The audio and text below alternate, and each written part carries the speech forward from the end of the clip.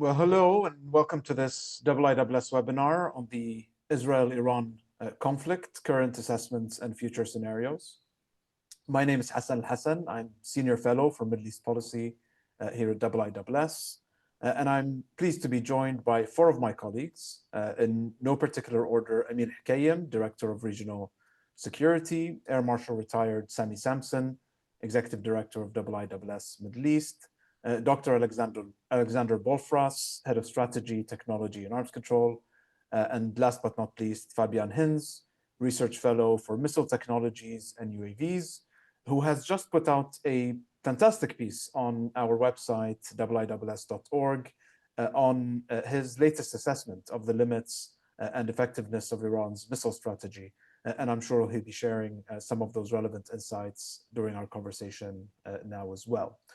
This will be an hour-long conversation, which, as a reminder, is very much on the record. If you have a question, please feel free to insert it into the Q&A function, and we'll make sure to address them as we proceed. Now, before we jump into the assessments of the military campaigns and the more operational dimensions of what we're currently seeing, I'd like to begin by contemplating a little bit how we understand what I think is a seismic shift in the Middle East security order.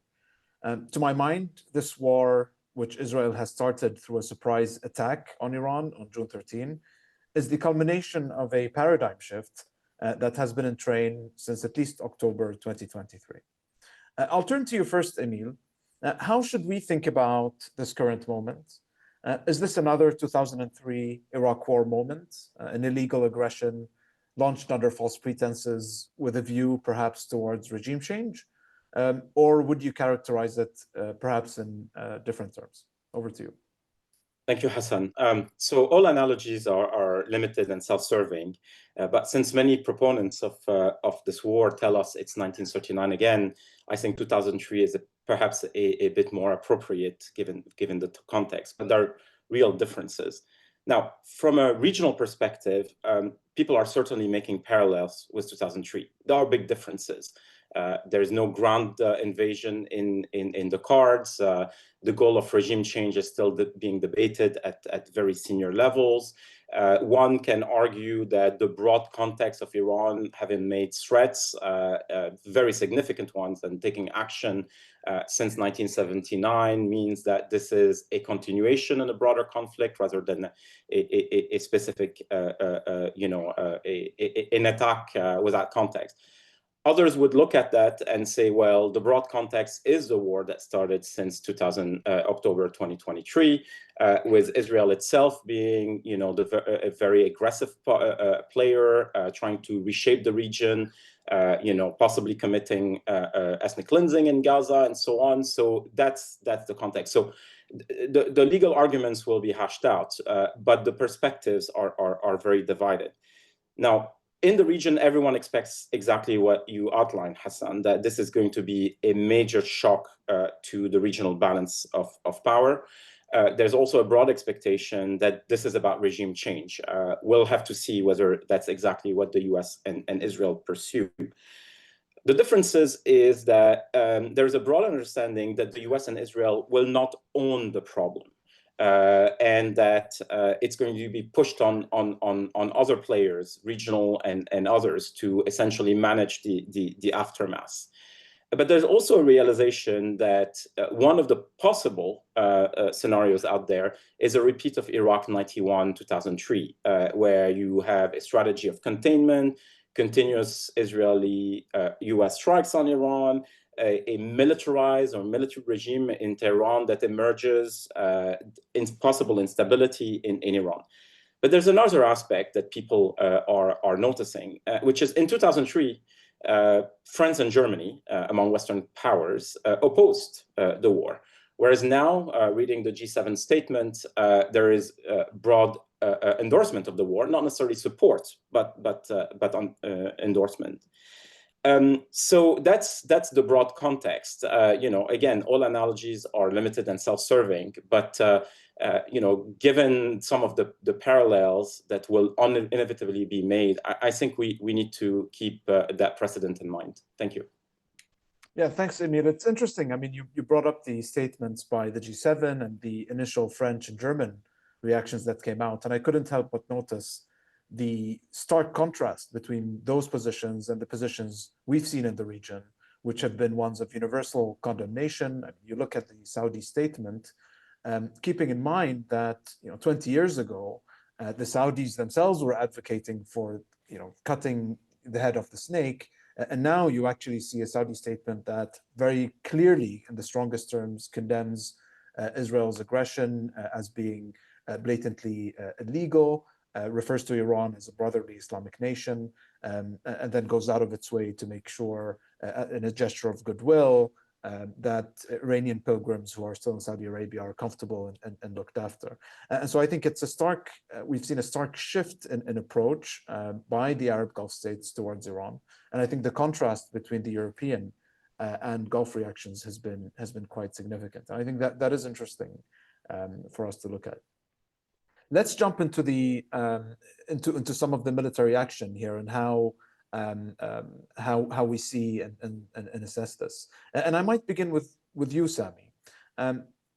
How effective, in your assessment, has Israel's air campaign been so far? I mean, Israel has clearly established almost absolute freedom of action in Iranian skies. What does that mean for Israel's ability to control the tempo of the war? And what does that imply in terms of how this military campaign gets played out? Thank you, Hassan. Well, I think one characteristic of this air campaign is that Israel focused very specifically on the Iran campaign within the context of a write-down of forces, Hezbollah, Hamas, etc. Some time ago. They separated a planning team to conduct planning against Iran some time ago. So very focused. So that the campaign conduct is as much a result of the way it has been planned and resourced as the actual execution itself. Everything was mission rehearsed. This is a deliberate campaign based around preemptive action, controlling the initiative, much different to operations against Hamas or Hezbollah, where they are very much reactive in nature. The battle space was prepared at first back in October with strikes on long-range air defenses and long-range surveillance capabilities. I would also argue that some of the strikes that Israel has taken out in Syria recently are actually linked to blinding, degrading Iran's ability to foresee and counteract and defend against air operations. I think it's markedly different in terms of an air campaign whereby almost the reverse of the campaigns against Hamas and Hezbollah, where this air campaign did not allow the leadership that needed to be targeted to go mobile. They were the very first targets. The pathway was cleared using all of the capabilities and rolling back Iran's defenses gradually so that the access was there. So decapitating and hitting at C2, whilst then sequencing fixed targets that could not go mobile, I think is a great success of this air campaign.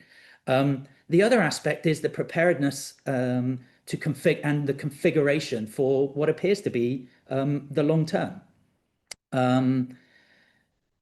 In the first 4 months of the campaign against Hamas, the Israeli Air Force overflew their flying hours and the rate that they could use their airplanes by a factor of 6. A lot of that flying was 10 minutes flying time away. Iran is 2 hours flying time each way, at least, without operating in the area. So I think it's particularly effective in the way that Israel has been able to conduct a campaign at range with efficiency, and that is because of the preparation of the aircraft. We've heard that F-35s have had bespoke modifications. We know that Israel only has somewhere in the region of 7 aged 40-plus-year-old air-to-air refuelers, which have limited capacity. Extended range fuel tanks, etc., on platforms, and then most specifically, the way they're using their weapons is markedly different to other campaigns, and I would say this is a success. When you're conducting a deliberate campaign, choosing the right aeroplane, having the choice of all of your aeroplanes, which Israel has generated. It's generated the space for F-35, F-15, and F-16, and not using a JDAM against a foot soldier, but using a JDAM against a JDAM target is a very effective, efficient way of managing a campaign. Operational weapons have been struck against operational targets. The most critical elements of the fixed targets have been struck first. That leaves them the rest of the target set available and at a fixed tempo to be struck. I think what we have not seen has been used very effectively as well in this air campaign. So the intelligence, surveillance, and reconnaissance aircraft, which are clearly have a degree of freedom of access as well, and clearly are able to really refine some of the target choices, target selection, and focus of effort. We cannot see the simulation. Israeli simulation will have taken them through every aspect of this. It's a very efficient way to prepare. What we can't see is the fact that the Israeli Air Force are well trained, they're hard flown, they're battle hardened, and they have bespoke equipment and technologies on their airplanes, which they are intimately familiar with. What we can't see is the amount of electronic warfare, the spoofing, the jamming, the deception, which will be enabling these operations. So the bit that we can see, I think, is very precise targeting. It's being done at a tempo of Israel's choice. They are creating the space and the freedom and the capacity to both hit deliberate targets and fixed targets, but also have the capacity to strike at fielded forces. The fielded forces that matter, the missile, the ballistic missiles, the launchers, and some of the sites. So if we look at the very first day of operations, 200 plus fighter aircraft. Next day, pause. Next day, maybe 100 plus fighter aircraft, according to Israeli statements. Now it is settled into a rhythm, 50, 60, 70 aircraft, 50, 60. That tells me that they are in control, that this is a very well prepared operation. The precision, as yet, broadly speaking, all the targets have been limited to military targets. There has been limited collateral damage, civilian casualties, when compared to the conduct of and the assessments in other theaters, and most importantly, that generating the freedom of action has allowed the political leadership to leverage their activities in the information campaign. Being able to make statements that tomorrow, my airplanes are going to be overhead Tehran. It sends a very, very powerful message. So I think this is sustainable. The way they are, and this campaign is being fought very efficiently. Israel can control consumption, can control weapons, and can control the tempo of their flying. And I think that is a huge advantage and a great success of the design of an air campaign. Yeah, I mean, you raised the interesting and I think important point that, in a sense, I mean, this has been strategically predictable, meaning that the Israelis have been talking about this for quite some time. President Trump has been clear that if Iran failed to agree to a nuclear deal, that there could be a military response. The regional actors seem to be aware of this. You remember The Saudis dispatched Defense Minister Prasad bin Salman in April to Tehran to deliver a very clear message to Supreme Leader Ali Khamenei, saying, if you don't sign up to a deal with Trump, there really is this, real chance that that Israel will strike. So in a sense, I mean, the interesting thing here is that Israel was able to create tactical surprise with the timing of this attack, even though there was a high degree of strategic predictability that the attack was coming. Just a quick follow-up question, Sami. We've seen claims from Iran of having shot down multiple Israeli fighter aircraft. Have you seen any evidence to suggest that this may in fact be the case? There has been no evidence that that is the case. However, it is Netanyahu did make a statement saying that his hundreds of aircrew going at extreme risk, placing their lives on the line, exposed to Iranian action and risking their lives. And I think perhaps that's where some of these comments come from. If in every other campaign, and particularly an environment like this, a downed aircrew, dead or alive, the wreckage would be paraded and would be used in a counter-information warfare sense. There has been none of that. That is not control and discipline. That to me is clear evidence that it has not been the case. It's an interesting point, though. I mean, the characteristic for this campaign is that this is the one part of the armed conflict that we've seen between Israel and Iran's proxies and Iran itself over the past 2 years that Israel has prepared for. That is very clear. They have prepared very carefully for this. Most commentators would say in some of these sort of campaigns that you'll get 60% serviceability out of your airplanes. The Israeli Air Force is claiming 90% serviceability and availability. Most people would say that you'll be aircrew and engineer limited. You have to close down your flying training system, and it puts a lot of pressure on. Israel has graduated 4 classes of fighter pilots and weapon systems officers since October the 7th. That's a half a class less than they would have done outside of conflict. So the preparedness for this type of campaign it is very clear. I have no doubt that they are equally prepared to recover downed aircrew and deny Iranian access to any downed aircraft. And there's been no evidence that there's been any need for those missions to be operationalized. Thanks, Sami.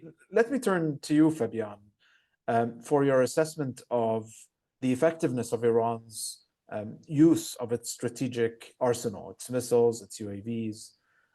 Could you put that into context for us? I mean, how effective have they been this time around?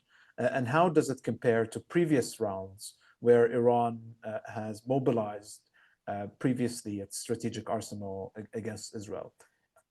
Are there any big surprises that violate some of what we thought we knew about this strategic arsenal? Or is this proceeding in a way that we would have expected prior?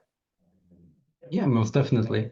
So I would start with saying that deterrence by punishment has always been the main pillar of Iran's defensive strategy. When it comes to defending the airspace, or you could call it deterrence by denial, that has become more important for Iran in recent years. They have, of course, purchased a few more capable Russian defensive systems that were mostly disabled or entirely disabled during Israel's strike last year. And they've invested quite a lot of money and a lot of effort into the development of locally produced, locally developed indigenous systems. But still, this idea that Iran would strike back heavily and deter any enemy action was always the core pillar. So because of that, it was already expected that Iran would retaliate with medium-range ballistic missile fire. And as Sami has pointed out from the very beginning of the Israeli air campaign, wider than air campaign, ground campaign, you could also say, when you talk about the sabotage long-range weaponry that was used, these systems were targeted. So we saw from the very beginning that Israel used UAVs smuggled into the country to take out air defense systems and ballistic missile launchers as well. Potentially also used long-range anti-tank guided missiles to do that. And we saw attacks on Iran's major missile bases in the West early on. So usually in times of crisis, the mobile launchers swarm out, they get dispersed. But the missiles still tend to be stored in these underground bases. So that already put quite a bit of strain on the Iranian campaign. Then there was the disruption of C2. You had the commander of the IISS Aerospace Force, that's basically the force that controls Iran's missile arsenal, being killed, as well as many of his senior advisors. And there were attacks against communication infrastructure as well. And again, as Sami has pointed out, there are probably many unseen aspects in terms of cyber, in terms of EW, et cetera, et cetera. So all of that seems to have had an impact. The initial attack wave, or two successive attack waves on the first day, compromised only around 150 ballistic missiles. That is quite noteworthy because if you look at the attack last October, it was around 200 missiles in 2 consecutive waves. So it stayed below that limit, even though it was actually the response to a much more significant event. And after that, we saw a gradual decline of numbers. Of course, it's going up and down a little, but basically every day we're seeing a few tens or a few dozens of missiles being fired by Iran.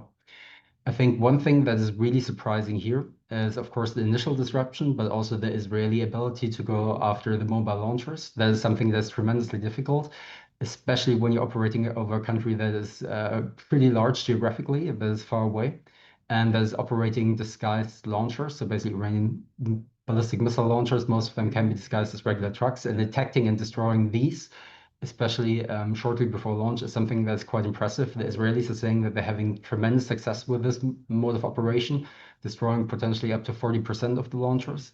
So again, all of these factors probably contribute to Iran now firing less missiles than we would have originally expected. The big question here, of course, is how many missiles does Iran have left? How many launchers does it have left? That is a closely guarded secret. The Iranians always talked about thousands of missiles. CENTCOM once talked about 3,000 missiles back in 2022, but that would also be shorter range systems. The Israelis said 2,000 medium range ballistic missiles. How many of these are still available? We don't know. But I would say that is basically the big calculation for Iran now, having to estimate how long the war is going to take, how much they still have in their arsenal, how much of that will be destroyed over the coming days and potentially weeks, and then calculating how to fire, how to adjust the fire rate. There's a very interesting interview with Qasem Soleimani about the war 2006 in Lebanon, where he was talking about the very same calculation that Hezbollah had to do, basically saying if we want to emerge victorious, we have to fire missiles until the very last day. Because of that, we need an estimate of how long the war is going to take. So a very difficult calculation. In terms of the effects in Israel, it's interesting to note that the number of casualties, both wounded and killed, in Israel is significantly higher than what we saw in 2024, despite these barrages being pretty large. And I would argue that there are different potential reasons for that. The first is Iranian target selection. So in 2024, they heavily focused on remote military targets. They appear, at least that's what they're saying, they appear to be still striking these targets, but there have also been strikes against targets in urban population centers. Of course, there the chances of hitting something are much larger, even if the accuracy of your missiles is not that great. It wasn't that great back in 2024. Whether that was because of Israeli countermeasures or the limited quality of Iranian missiles, we don't know, potentially both. But now we're seeing these strikes taking place against urban targets as well. There might have been a reallocation of defensive systems on the Israeli side. So basically saying we have a limited amount of interceptors. We need to protect our strategic assets first. So all of these are factors that could have contributed to that rise in casualties.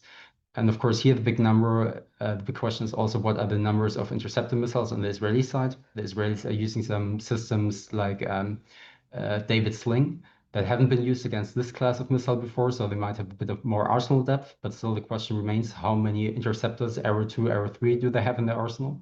They're getting support from the US, so that has been confirmed. So the US THAAD batteries in Israel are intercepting missiles.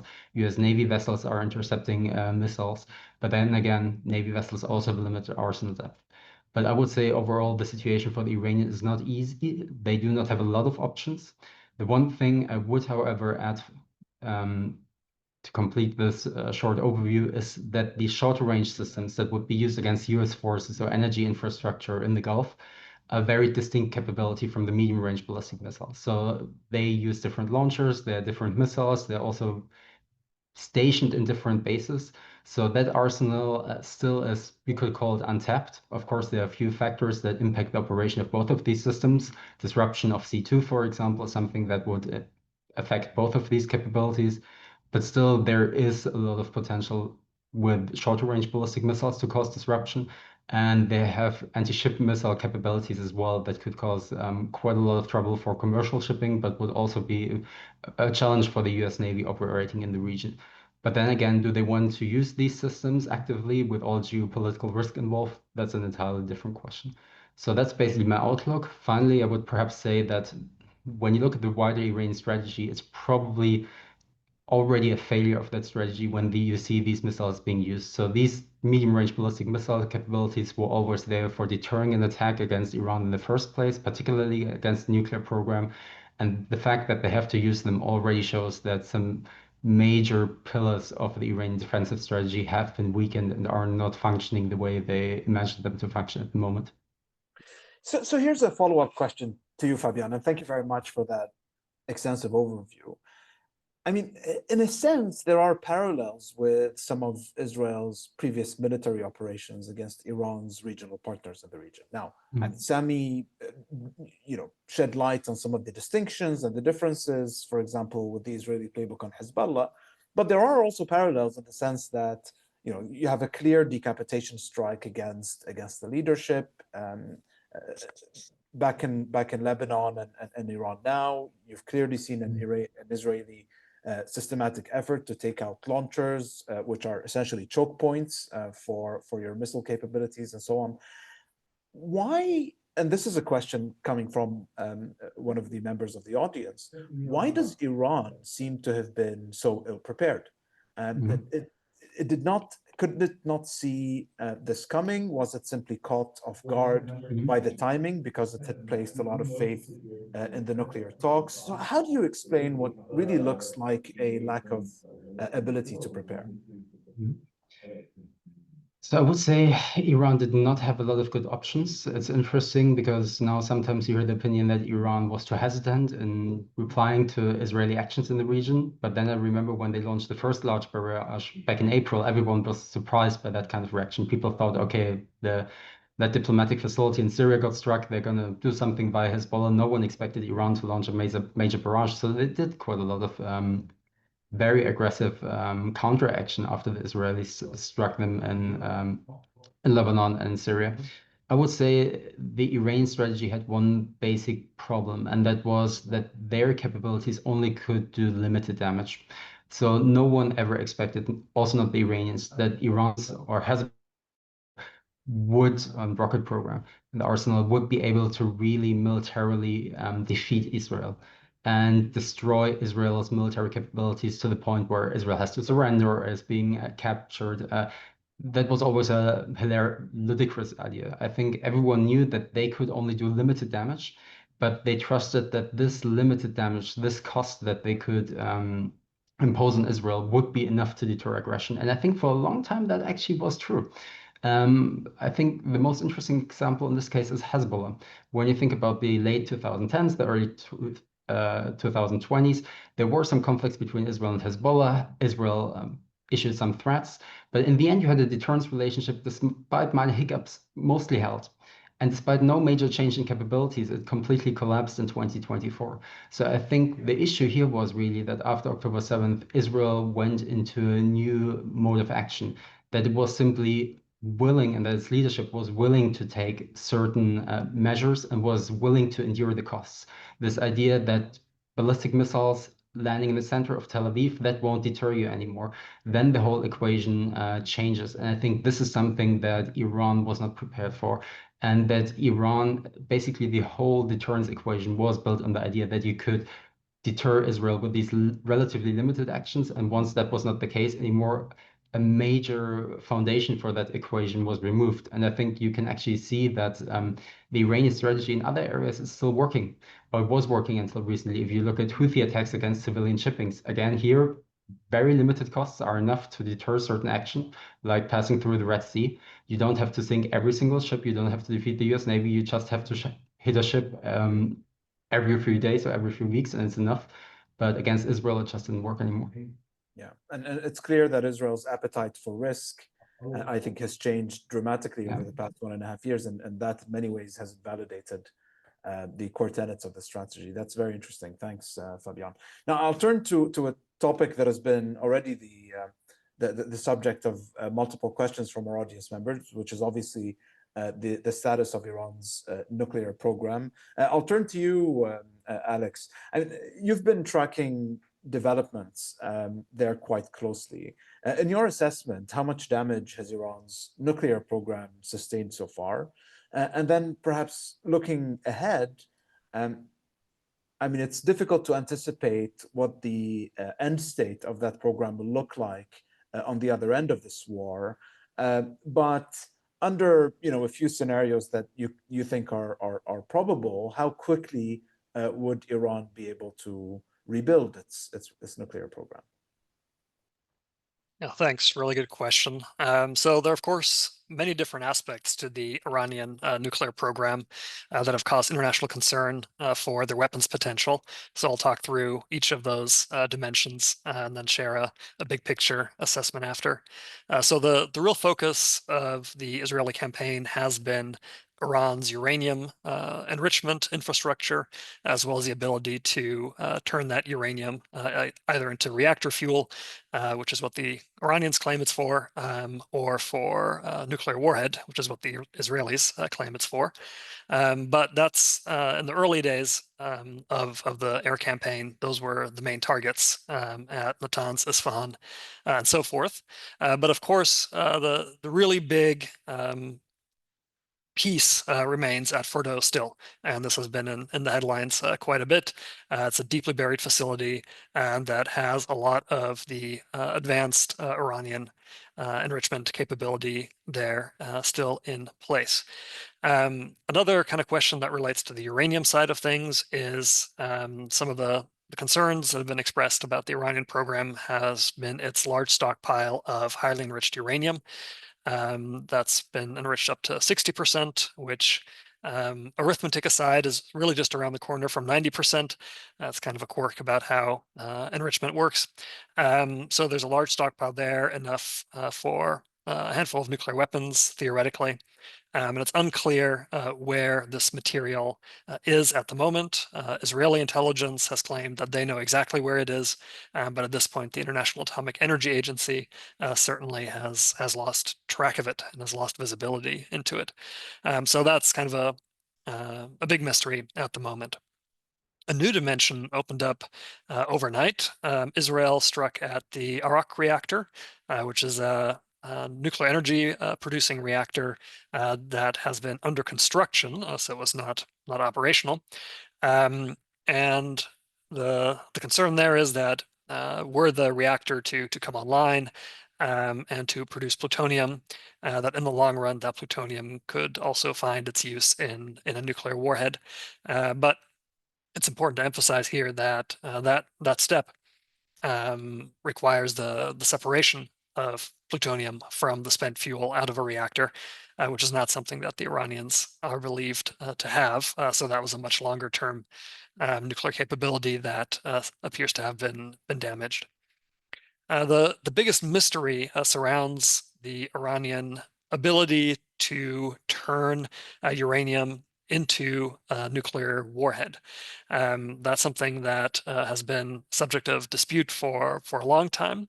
There's an interesting article in The Economist that came out this morning that purports to describe the contents of the Israeli intelligence assessment that has been shared with various Israeli-friendly governments, and that suggests that that there's a new separate effort underway on weaponization, on creating a nuclear warhead capability, and that the people who were involved were those who were involved with the weaponization effort leading up to 2003.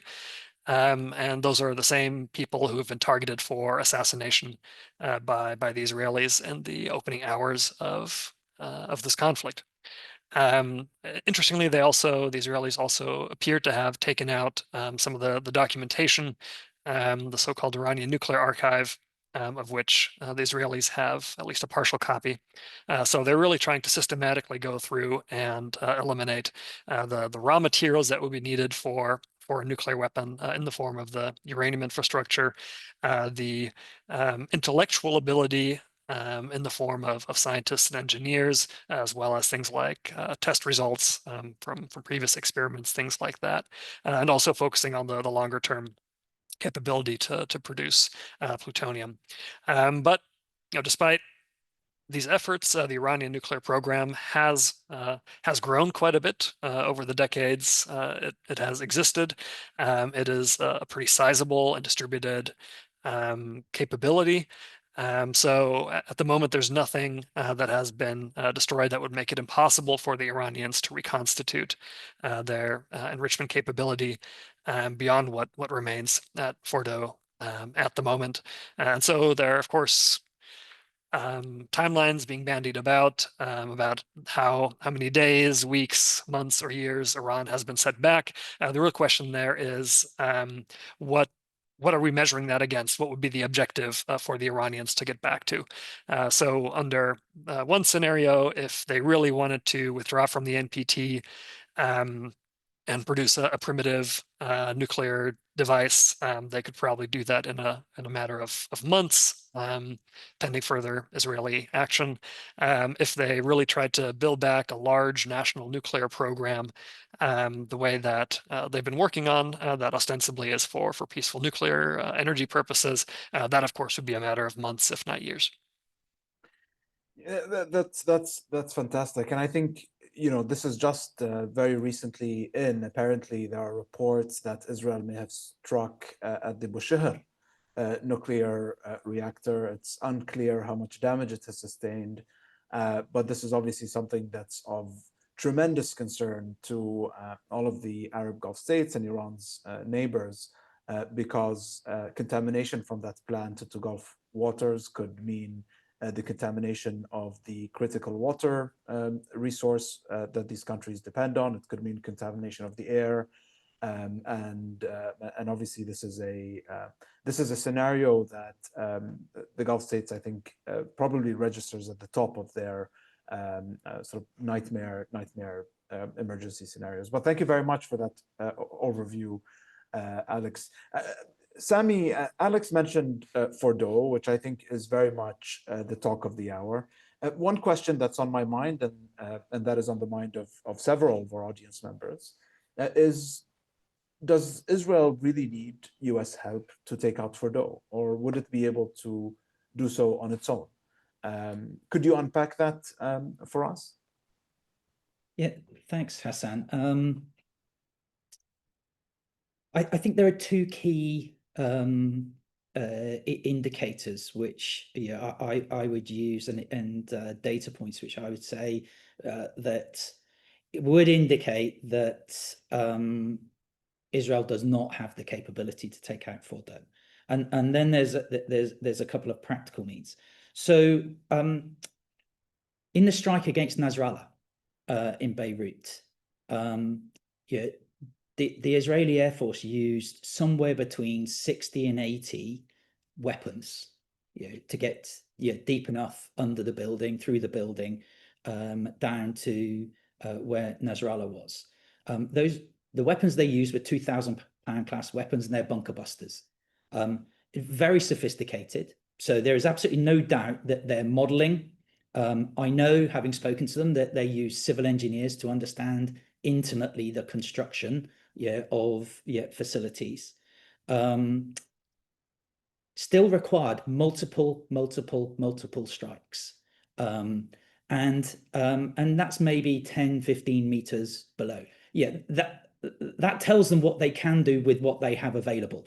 The aircrew were very proficient. The planning was absolutely spot on, but that number of weapons to go potentially, somewhere between 10 and 15% of the distance underground, tells me that, they now understand what would be required with the tools they have available. Of course, what that would also require, if you were to scale that up, would be the fact that an awful lot of aeroplanes would need to be in this, being in the same place, which is predictable for an awful long time.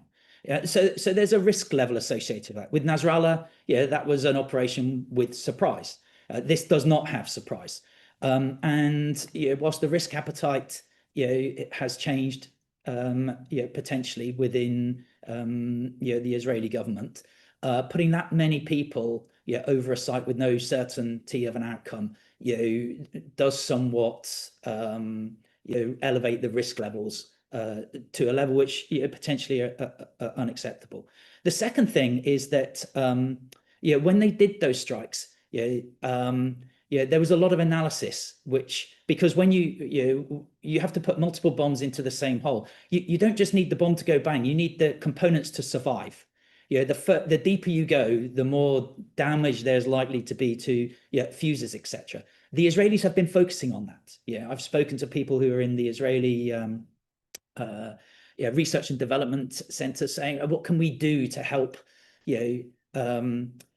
these bombs survive deeper impacts? They have not cracked the code on that one yet. The second data point that I would put out is Operation Many Ways. So if you remember back in September 2024, the Israeli Shaldag commando unit, special forces, went into an Iranian underground missile factory and complex in Syria. It took 120 commandos, 3 hours of operations to only overcome 30 Syrian guards, to get into an underground facility. So whilst there is talk of, commando raids onto facilities, once again, if you look at scaling that up, that to me says that, this would be an incredibly high risk mission if you were to do something on the ground. So, the question really is, would the US weapons and 30,000 pound class, GBU 57s, would they be able to survive and penetrate the facility? I'm pretty certain people will have good knowledge of that. When you think of Fordo, it started off as an overground facility. We know intimately what the construction is above the facility that is now underground. So the ability to kind of model and to engineer, I think, it is available, will be available to the Israelis.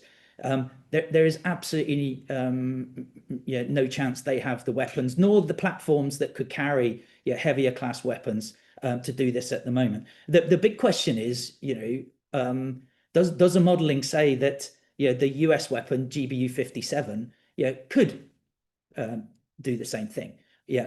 My sense is that it would take multiple strikes, and the more strikes you conduct, the less predictable you're into more and more unknown territory.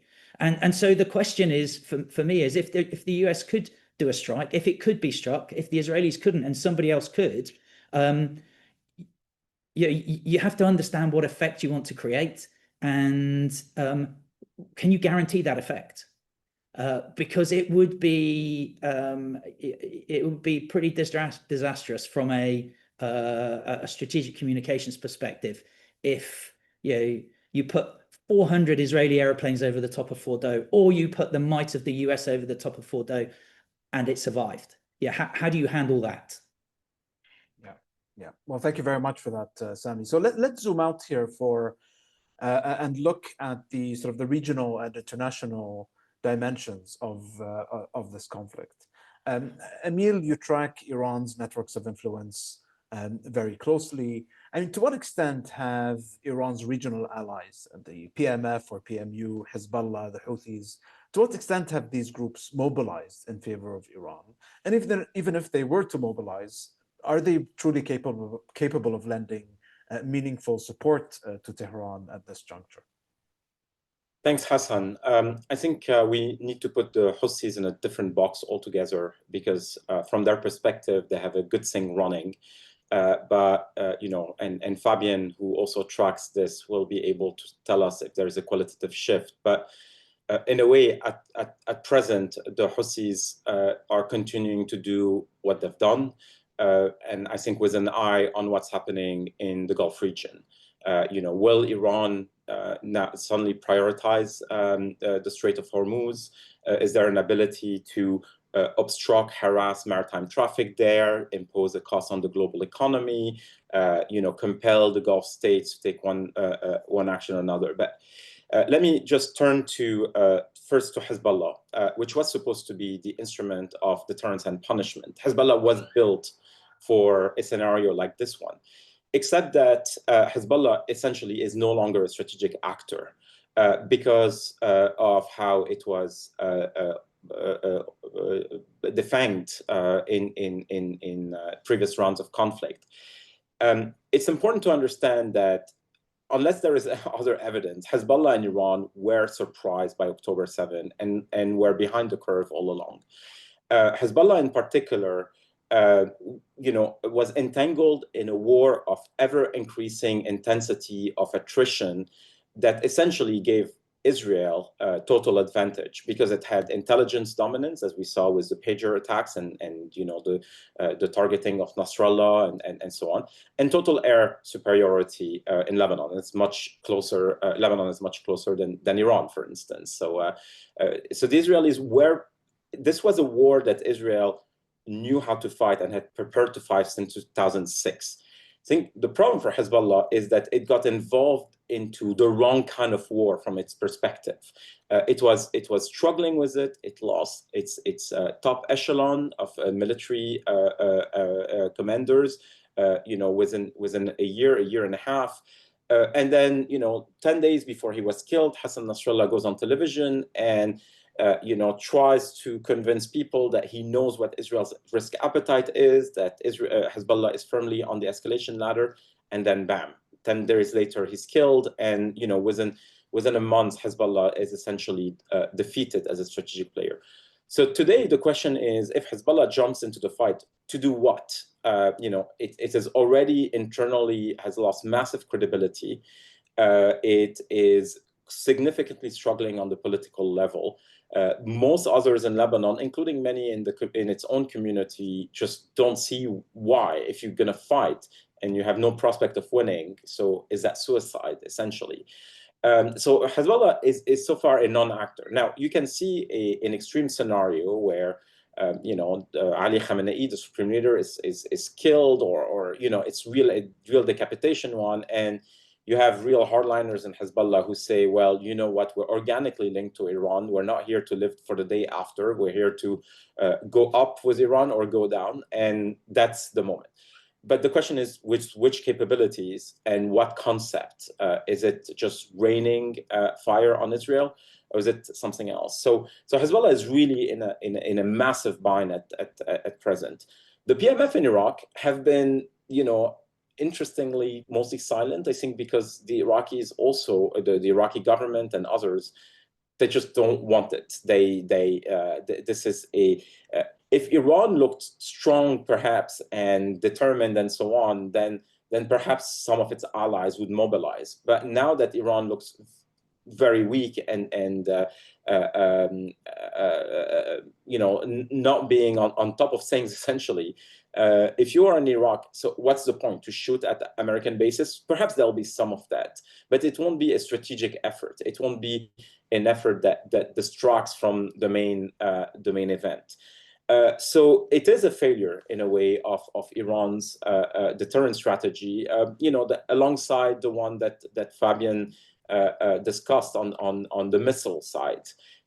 It was simply not supposed to be that way because Iran and its allies had prepared for a very different kind of war, except that you never fight the war you want to fight. You fight the war that's just in front of you.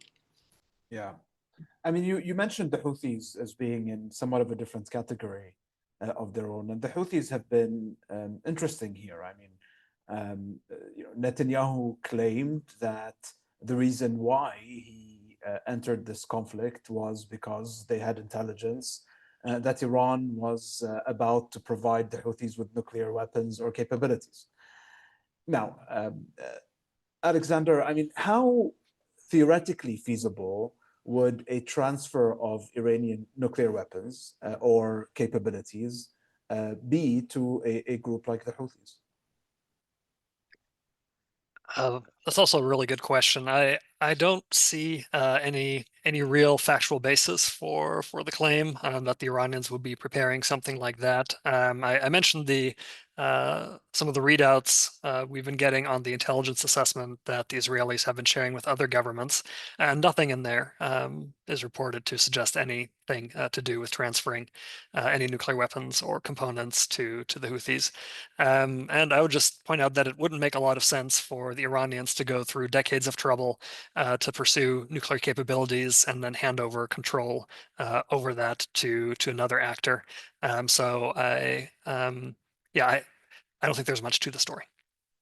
Yeah, well, thanks for that. And Fabian, I mean, on a more sort of realistic note, the Houthis did claim that they have launched coordinated missile strikes with the IRGC against Israel.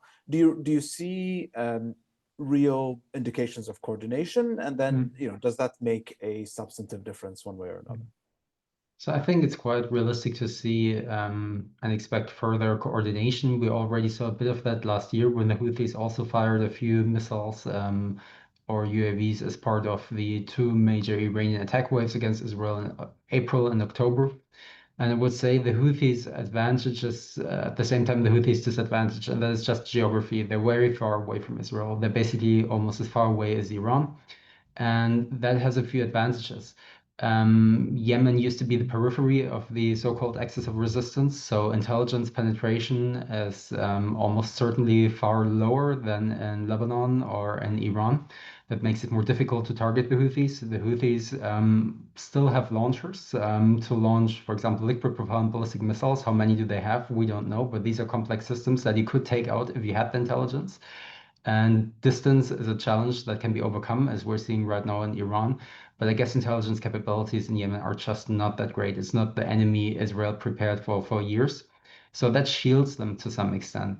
But on the other hand, of course, missile and UAV capabilities, especially missile capabilities, get more complicated, more expensive, and as a result, fewer in numbers, the longer the ranges you need to bridge. And that was exactly what Hezbollah's advantage was. There's this great quote by the founder of Iran's missile program, Hassan Tehrani Moghadam, who went to southern Lebanon, and he said, "Why are we even building medium-range ballistic missiles to hit Israel from Iran? They're so expensive. We could just build cheap 150-kilometer rockets, which don't even need guidance, and we can fire them from southern Lebanon into Tel Aviv." So I think this was always the strategic calculus, saying we have this ally that is very, very close to our arch enemy, and because of that, that ally can use incredibly cheap systems. And because these systems are cheap and simple, that ally can build up a tremendous arsenal when it comes to numbers. I mean, if you just talk about numbers, of course, these systems are different in capability. With Iranian ballistic missiles, people are arguing whether it's 2,000, 3,000, perhaps a little less. With Hezbollah, people were talking about 100,000 rockets, 200,000 rockets. And of course, these would be shorter range with lighter warheads, but still it's a different number altogether. And the fact that, as Emil has pointed out, that capability has been defanged makes it really difficult to replace it. And with Houthis, I think the Houthis' strategic communications have been excellent. They had quite a lot of luck in terms of overcoming Israeli defenses. That is also true. But it is the thing that is going to deter the Israelis or impose unacceptable costs to the Israelis. That's something I just don't see. And I don't see the potential for building a Houthi capability to an extent that would actually make that possible. Because then in the end, whether you ship the missile to Yemen or you fire it from Iran, yeah, having different attack vectors is nice, but it's not a significant difference, I would say. So here's a question from our audience for whoever would take it. I mean, is there anything that the Russians and the Chinese could do for Iran at this stage, be it diplomatically or militarily? Have we seen indications that either of them have tried to resupply Iran in any way? and diplomatically, we've seen quite a bit of activity from President Vladimir Putin over the past 48 hours. But do you think that there's anything really the Russians or Chinese could do at this stage for Iran?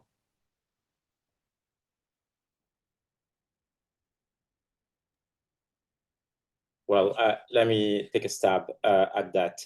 You know, in 2022, when Russia invaded Ukraine again, the Iranians hoped that that would be the beginning of some big strategic partnership with Russia and China, particularly Russia. And we saw defense cooperation with Iran providing UAV technology and UAVs simply to Iran, which to some extent explains why Europe this time was much more critical of Iran. I mean, that's one of many reasons. But you know, it's very clear that the Russians don't have the capability or the desire to expose themselves further. In Iran, China is watching from far, I think, with some concern, but mostly with some glee that the US is yet again completely bogged down in the Middle East with massive financial, military, reputational costs, and so on. So no one seems to be coming to Iran's rescue. The question is, would Iran at one point try to corral them as part of a diplomatic strategy, emphasizing the role of the UN Security Council and so on? But Trump and Israel are unlikely to you know, really use those kind of intermediaries. They may not even care about either, you know, Gulf partners or the Europeans for that matter. There were rumors that the EU foreign ministers and the Iranian foreign minister would meet tomorrow about that. You know, all this is perhaps for some de-escalation, but it's not going to be the big deal. So if you're sitting in Iran, you don't have that many friends who matter at the moment. Actually, let me requalify this: you have zero friends that really matter at this point. So they're very much in a difficult position, and this axis was overhyped. You know, from a strategic, political, and operational perspective, and now we see, you know, the damage that some of these illusions create. Yeah, thank you very much for that, Emil. I mean, I think one final point that's worth mentioning is this the potential landing points, the end points, the end state. Where are we likely to end up once the most intense phase of the conflict ends? And I think the possibility of regime change is on the minds of many people, partly because the Israelis have been talking about eliminating the supreme leader, and Trump has not ruled that out. I think if I had to speculate about how Iran's neighbors would view this possibility, I mean, the only scenario in which this potentially could be a net positive for the region is if we see the Iranian state survive, but with a regime that is moderate and more peaceful and in sync with its neighbors. Now, in my sort of layman's opinion, I think that possibility does not look very elevated. I think the real possible scenarios that we're looking at is if in case we were to see regime collapse, a more militant, radical alternative could take its place. I mean, the IRGC is the most organized and potent force in the country. And then there's no telling how much value those elements and that successor would place, say, for example, on the improvement in diplomatic relations that Iran and its Arab Gulf neighbors have achieved in recent years. There's also the equally worrying possibility of fracture and chaos within Iran. And I don't suspect that Iran's neighbors would want to see a failed state on their eastern flank with loss of central state control over considerable stockpiles of UAVs, missiles, and nuclear and other components stockpiles. So I think it's, to my mind, but that could be my pessimistic bias, a very bleak situation ahead, pretty much however this is likely to end. This is all we have time for. Thank you very much for joining us throughout this 1-hour discussion. Thank you to our panelists for their time and for contributing their thoughts. Stay tuned. We have a number of pieces and further analysis coming your way as we continue to monitor this situation. Take care and see you again very soon. Thank you.